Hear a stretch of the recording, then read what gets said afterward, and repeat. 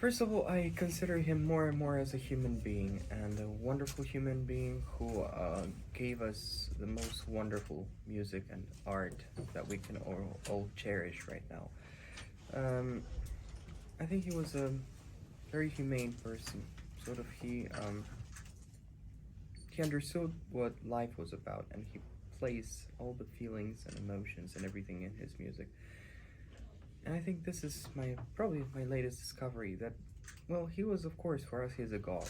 He is a person we deeply admire, and we see him as a musical god, someone who, I'm not sure we can imagine him right now standing or sitting with us.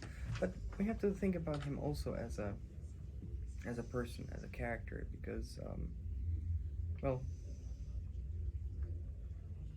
humanity is the thing that makes us all better and makes us all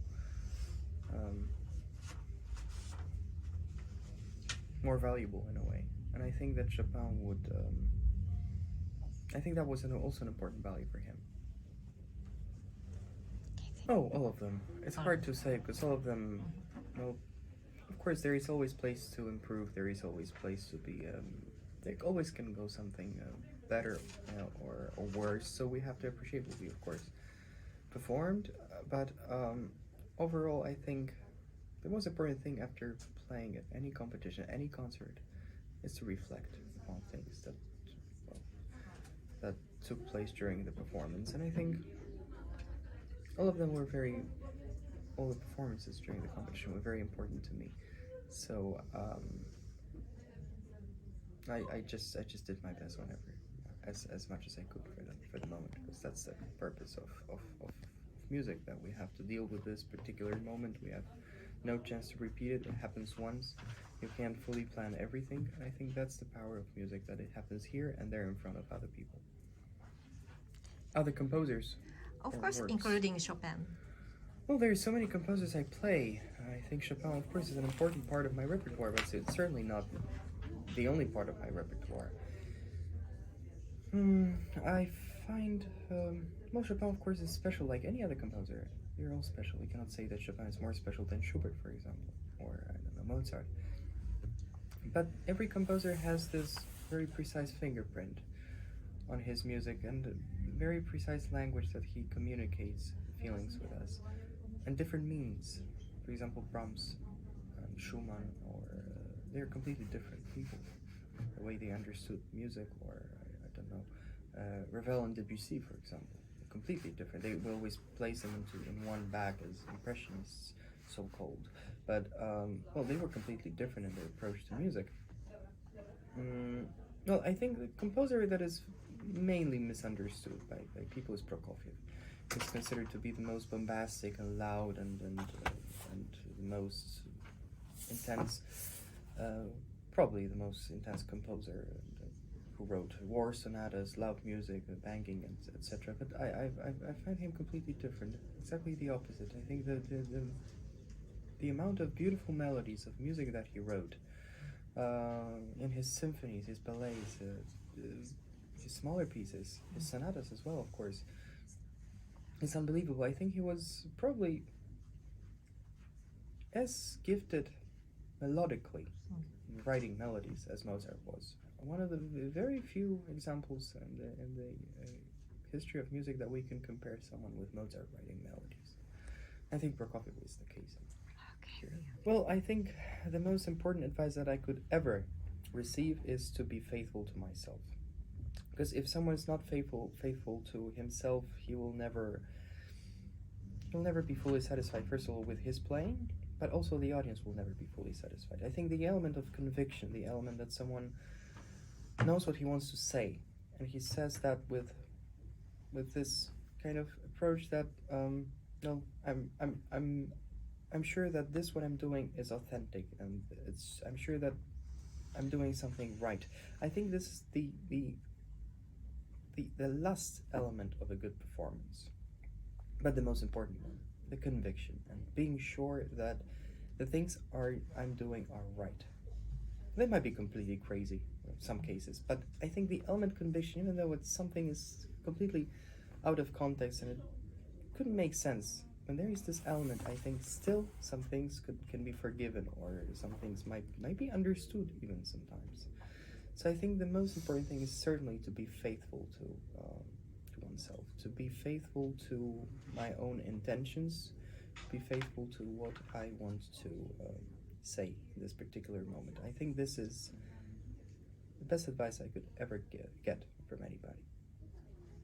Well, first of all, we all live for music and we all live for art here. I think that's what we came here for Chopin, to defend the culture, to share the culture with other people. I think that's why we're all here, and we have this incredible opportunity to share the beauty of music and share the feelings with others. So I find it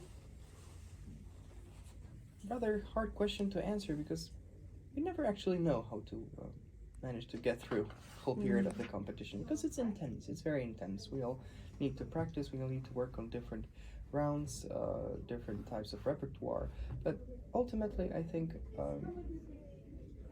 it's the power of music that makes us all make it till the end.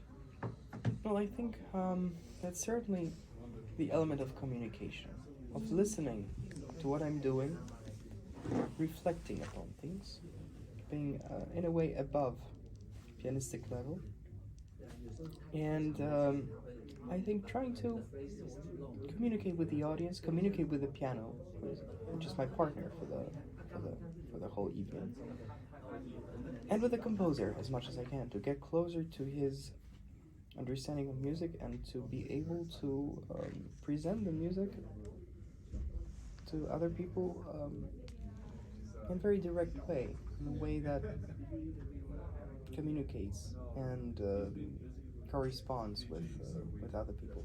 I think this is the most important element, as I already said before, and the element of conviction.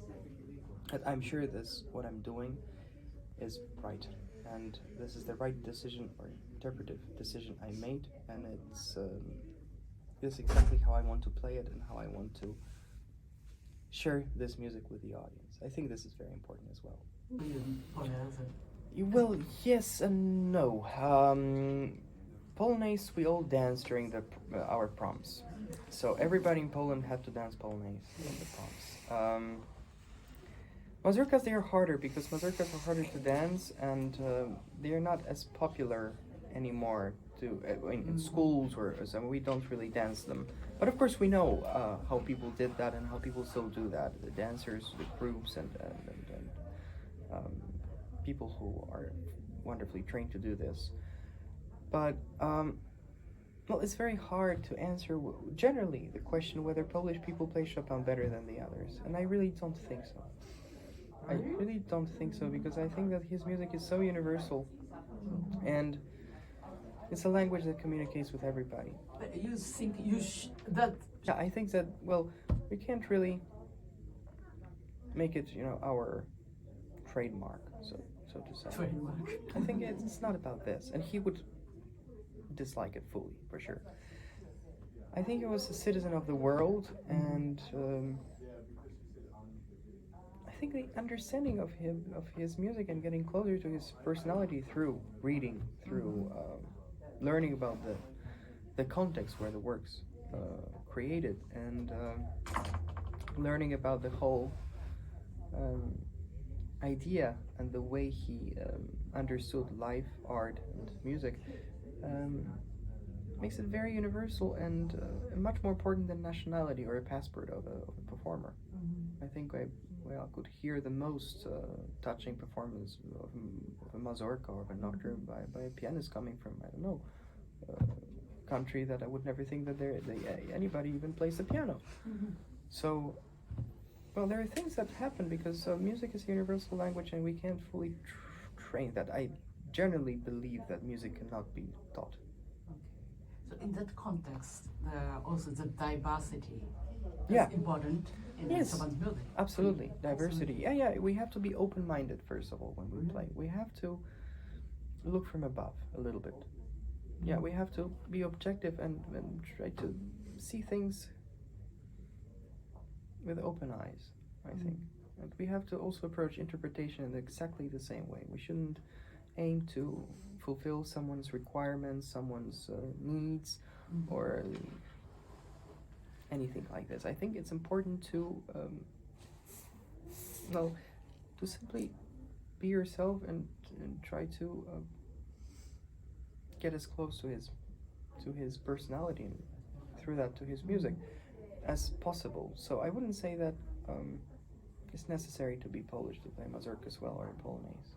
Answering the question directly, I think ultimately, but there is of course plenty of Polish elements in all of that. But we cannot forget that he was a citizen of the world, and there are so many wonderful recordings by pianists who have nothing to do with Poland. So Interesting. So I wouldn't say that they are worse because they are not Polish, not at all. Thank you so much. Thank you.